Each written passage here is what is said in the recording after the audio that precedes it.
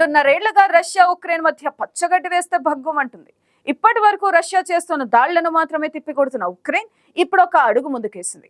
Russia భూభాగంలోకి చొచ్చుకెళ్లి మరీ దాళ్లు చేస్తుంది. ఇప్పటికే కుర్స్క్ ప్రాంతాన్ని తమ ఆధీనంలోకి తీసుకున్న ఉక్రెయిన్ సేనలు మరింతగా దూసుకుపోతున్నాయి. తాజాగా రష్యాపై ఉక్రెయిన్ 9/11 తరహా దాడికి ప్లాన్ చేయడం ఇప్పుడు సంచలనంగా మారింది.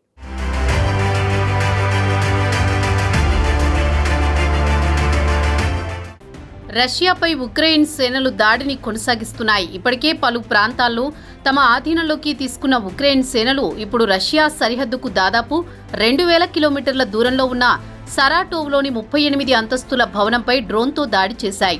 ఈ దాడి తర్వాత నగరం మొత్తం భయానక వాతావరణం నెలకొంది. ఈ దాడిని అమెరికా 9/11 దాడిగా అభివర్ణిస్తున్నారు. ఈ దాడి ఉక్రెయిన్ సైన్యం సామర్థ్యాలను బహిర్గతం చేసింది.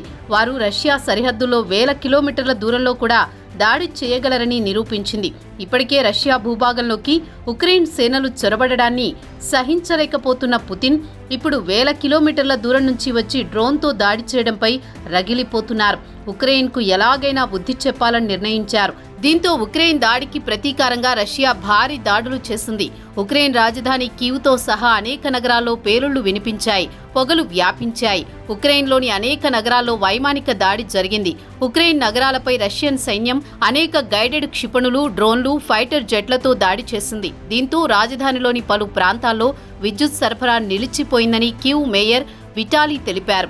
దీంతో పాటు నగరంలోని కొన్ని ప్రాంతాలకు నీటి సరఫరా కూడా నిలిచిపోయింది.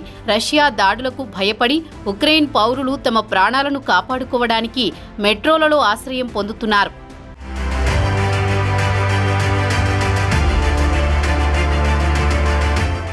కొంతకాలంగా రష్యా క్షిపణి దాడులు చేస్తోందని ఉక్రెయిన్ అంచనా వేస్తున్నారు. ఉక్రెయిన్ స్వాతంత్ర దినోత్సవం రోజున దాడి జరిగే ప్రమాదం ఉందని యుఎస్ రాయబార కార్యాలయం గత వారం హెచ్చరించింది. ఈ నేపథ్యంలోనే కీవ్పై దాడులు జరుగుతున్నాయి.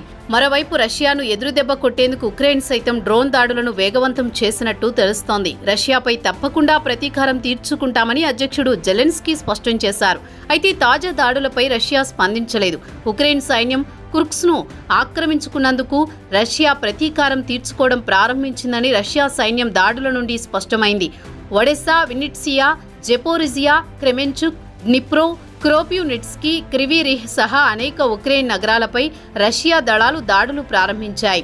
ఇక రష్యా సరిహద్దు ప్రాంతంలోని బెల్గో రోడ్లో ఉక్రెయిన్ షెల్లింగ్లో రష్యా దళాలు ఒక హోటల్ను లక్ష్యంగా చేసుకుని దాడులు చేశాయి. ఈ దాడిలో 2 గాయపడ్డారు. ఉక్రెయిన్ సరిహద్దుకు 38 కిలోమీటర్ల దూరంలోని రష్యా గ్రామమైన రాకిటన్లో మరో 12 మంది గాయపడ్డారని, వీరిలో 16 ఏళ్ల బాలిక పరిస్థితి విషమంగా ఉన్నట్లు అధికారులు తెలిపారు.